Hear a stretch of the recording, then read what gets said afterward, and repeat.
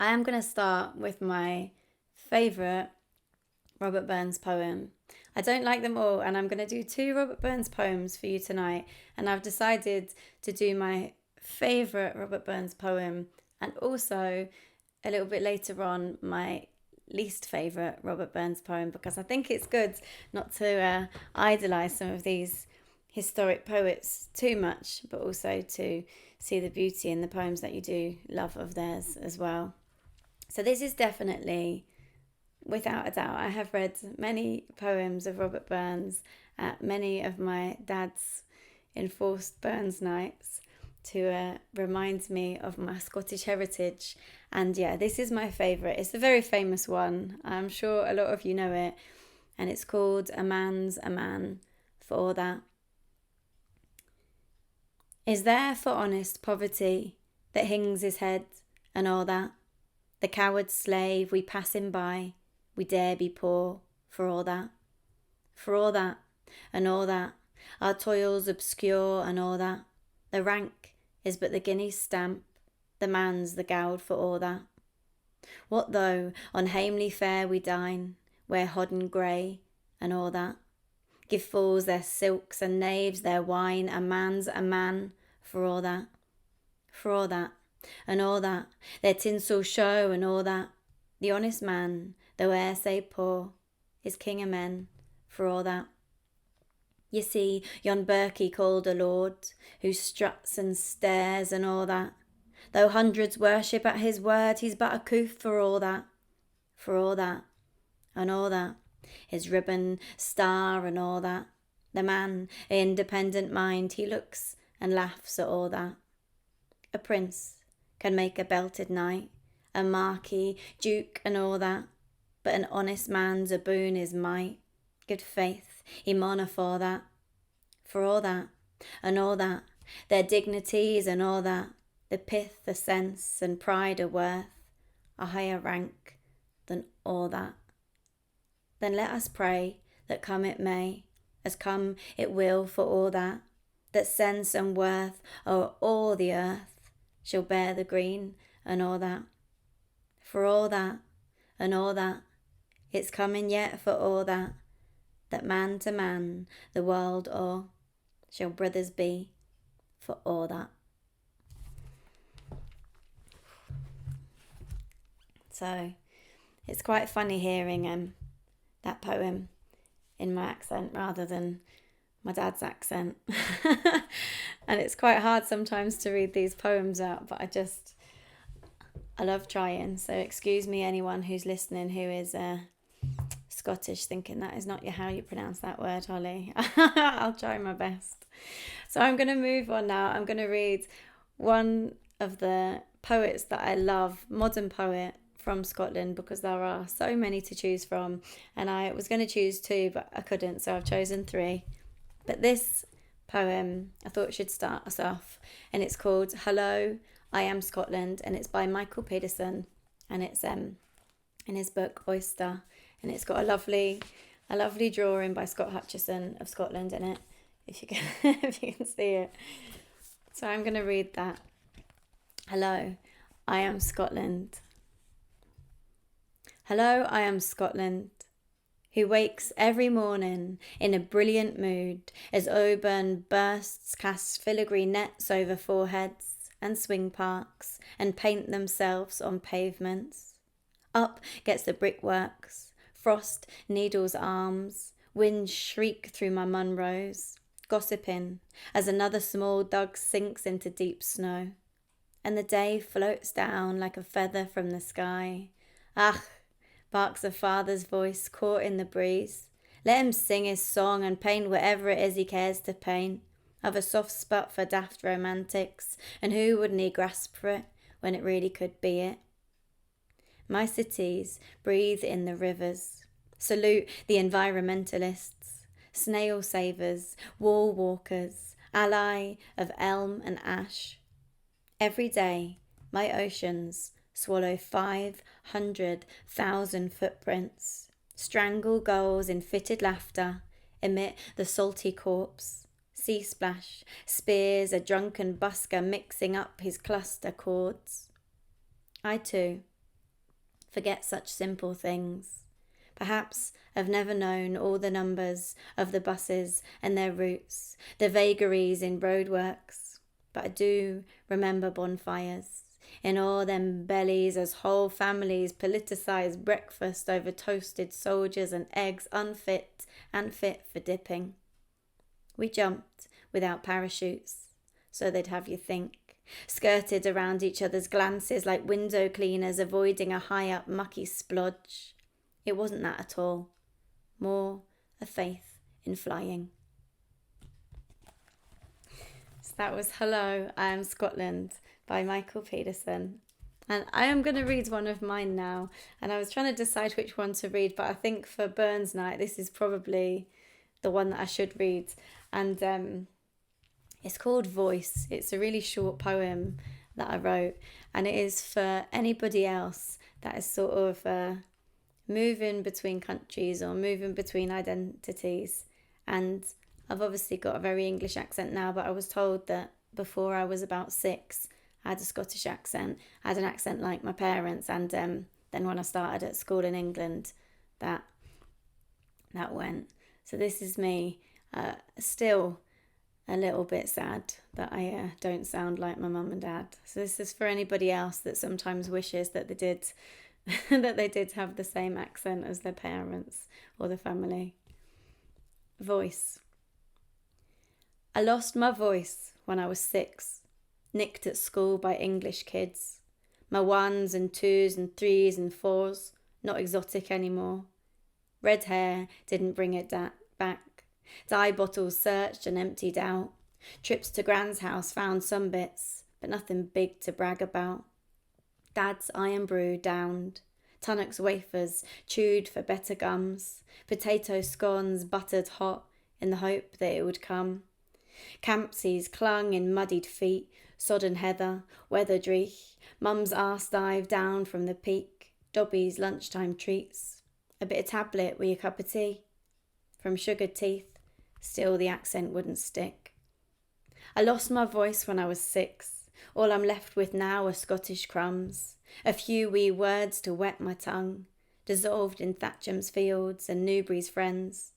Sometimes, in my head, I still sound like them, Mum and Dad. I lost my voice when I was 6. I'd love to have it back. All right. So I'm going to read the second of my favourite current Scottish poets, and there are a lot to choose from, so please look out for other people. Roseanne Watt was one of my possible choices, who's just brilliant. Jackie Kay is an amazing poet, and Liz Lochhead is the poet I'm going to read now, and she was at one point the Scottish Macca, the Scottish national poet, and she's had a few words to say about Burns, so I thought I would read one of her poems and then my least favourite of Burns's poem, and it'll probably be quite obvious why that's the case. But this poem's called Social History, and I absolutely love it, and I wanted to do this because I think there is a lot of talk about how Burns was a bit of a ladies' man, whatever that means really, and he's obviously written a lot of love poems about different women. And I guess this poem's a kind of positive poem about what the female equivalent of a ladies' man could be. I don't know, a gentleman's woman. I'm not sure. But yeah, I love this poem. And it's by Liz Lochhead in her book Her Choosing. And it's called Social History. My mother never had sex with anyone else except my father. A week before her 3-day leave to get married, my mother was examined by the army doctor and pronounced Virgo intacta. 24 years old and Virgo intacta, an unusual thing in the ATS, an unusual thing in wartime, if you believe even half of what you read in the social history books. And the joke was, I wasn't even sure your dad was going to make it. Rumour was they were going to cancel all leave prior to D-Day, so it was touch and go till the last minute. The sex my mother could have had, but didn't, sounded fantastic. Clever Jewish boys from the East End of London whirled her round the dance floors, niftily, slow fox-trotting her into corners, telling her the khaki matched her eyes. A soldier, in a darkened carriage on a slow train, wept on her shoulder when he told her that he'd lost his brother in North Africa. 2 naval ratings on Margate Pier slipped a string of cultured pearls in her pocket, said, "Miss, we just found these on the beach, and you are so pretty, we thought you ought to have them." She had a very close and very tender friendship with a lovely, lovely, gentle NCO from the north of England who told her she was the image of his girlfriend. An Italian prisoner of war sketched her portrait, and her sister, who had her eye on him, was quite put out. She didn't care for Yanks, but that didn't stop them trying. A free Frenchman fell in love with her. A Polish Air Force man proposed. Any Scotsmen she met down there had lovely educated accents and tended to be top brass. She mixed with folk from all over, which was the beauty of the services and the best of the party that was wartime, while the buzz bombs overhead didn't quite cut out. She was quite capable of downing her half of bitter and rolling out the barrel with all the other girls without ending up squiffy up against the wall. Afterwards, with her knickers down, unlike some. When they all rolled back to barracks late, swinging their lisle stockinged legs from the tailgate of a lorry, singing Apple Blossom Time, military policemen turned a blind eye in exchange for nothing more than a smile. Officers messed around with her in the blackout, but then my mother told them she was engaged to be married to my father, and they acted like the officers and gentlemen they were and backed off, sharpish. So my mother never had sex with anyone else except my father, which was a source of pride to her, being of her generation, as it would have been a source of shame to me, being of mine. I love that poem, and it sounds even better when you hear Liz Lochhead read it off by heart. So I'm going to do my second and last of the Burns poems, and then I will do one more of my favourite Scottish poems and one more of my poems to finish off. So this is a poem that I found quite late on in life by Robert Burns, and it's called The Yellow, Yellow Yawlin', and seems quite beautiful, but in reality, I don't think it is. So yeah, this is A Man's a Man for All That. Definitely my favourite poem, and this one definitely my least favourite, which is, I think, okay to say on a Burns night. It's good to question Robert Burns as well as praise him. So, The Yellow, Yellow Yawlin'. It fell on a day in the flowery month of May. Oh, on a merry, merry morning, I met a pretty maid, and unto her said, I would fain fin your yellow, yellow yawlin'.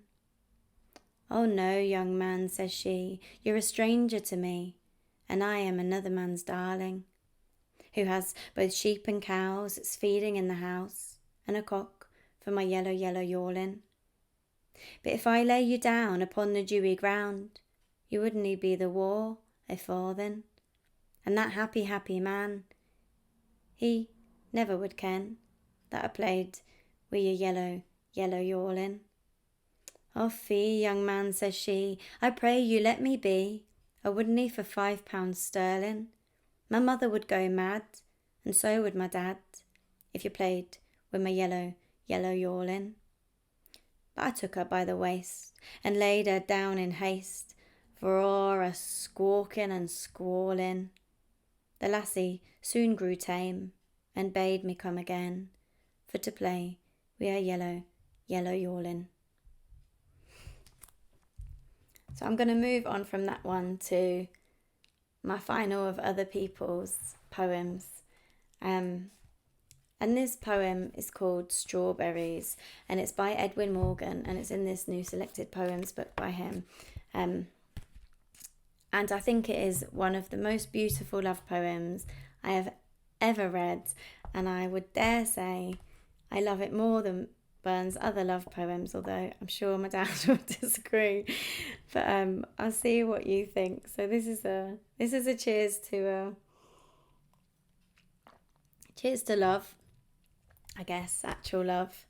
And this is quite famous for the last line in this poem, which I do agree is one of the most beautiful lines in poetry, personally, I think. So, strawberries. There were never strawberries like the ones we had that sultry afternoon, sitting on the step of the open French window, facing each other, your knees held in mine, the blue plates in our laps, the strawberries glistening in the hot sunlight. We dipped them in sugar, looking at each other, not hurrying the feast, for one to come, the empty plates laid on the stone together, with the two forks crossed, and I bent towards you, sweet in that air, in my arms, abandoned like a child from your eager mouth, the taste of strawberries. In my memory, lean back again, let me love you. Let the sun beat on our forgetfulness, 1 hour of all the heat intense and summer lightning on the Kilpatrick Hills. Let the storm wash the plates. In fact, I'm going to sneak in another one, because the next poem, One Cigarette, I also think is very beautiful, and it's just on the same page and it's very, very short. So I'll add that one and give you an extra one, and then finish with one of mine. One cigarette. No smoke without you, my fire. After you left, your cigarette glowed on in my ashtray and sent up a long thread of such quiet grey, I smiled to wonder who would believe its signal of so much love. One cigarette in the non-smoker's tray. As the last spire trembles up, a sudden draft blows, it winding into my face. Is it smell? Is it taste? You are here again, and I am drunk on your tobacco lips. Out with the light. Let the smoke lie back in the dark, till I hear the very ash sigh down among the flowers of brass. I'll breathe, and long past midnight, your last kiss. Beautiful. So thank you really very much for listening and celebrating poetry in a small way today. I'm really proud to have Scottish heritage and to have heritage of a country that I love first and foremost, but also that does have a day dedicated to a poet. I think that is a brilliant thing.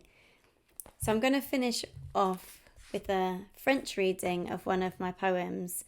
So I apologise in advance for some mispronunciation and some off rhythm, but this is from my book Nobody Told Me, which in French is Personne ne m'a dit. And I wanted to finish with this poem because at the moment Scotland is celebrating stories in all their form, and this is a love poem that I wrote for my daughter about reading to her. And I think that reading stories is just one of the nicest things to do in the world, which is why it's been so lovely to be able to read poems to you. So merci bien. And this poem is Quand je te fais la lecture, and in English it's called Reading to You. J'ai connu des nuits magnifiques dans ma vie, des soirées pyjama à piler le frigo, sur la pointe des pieds, à nous faufiler en bas, pour les Snickers et les Magnums qui nous coulaient sur la peau. J'ai connu des nuits magnifiques dans ma vie, sur des falaises et des dunes, sur les plages, sur des lunes planes avec de nouveaux amis. J'ai connu des nuits magnifiques dans ma vie. Mais assis ici, quand vient la nuit, à te faire la lecture, tandis que tu montres la vache, que je tente un mu, que tu ris avec moi, et que je recommence rien que pour toi, qu'il pleut à verse, que le bruit t'apaise, que tes paupières commencent malgré tous tes efforts, finalement à sombrer. Dans le creux de mes bras, ta peau chaude, jus à jus. Et tu souris de sagesse, et je lis à voix basse. De toutes les nuits et les étoiles que j'aurais traversées, de toutes les nuits et les soirées que j'aurais expérimentées, je n'aurais pas connu de nuit plus belle que celle passée à te faire la lecture. Jusqu'à ce que tu t'endormes, la bouche ouverte, une oreille sur mon bras, ton corps contre le mien, avec un rire pour moi, tandis que tu glisses dans les songes et que je finis le livre, combien même je sais que tu es déjà endormi. Je contemple ton visage dans cet espace silencieux. Les meilleures nuits de ma vie sont quand je te fais la lecture. Alors, merci bien et santé à vous. Excusez-moi pour mon français dans ce poème. Et I hope that you really enjoyed it and have a lovely poetry-filled evening in celebration of Robert Burns and Scotland and poesy and love. Cheers, santé.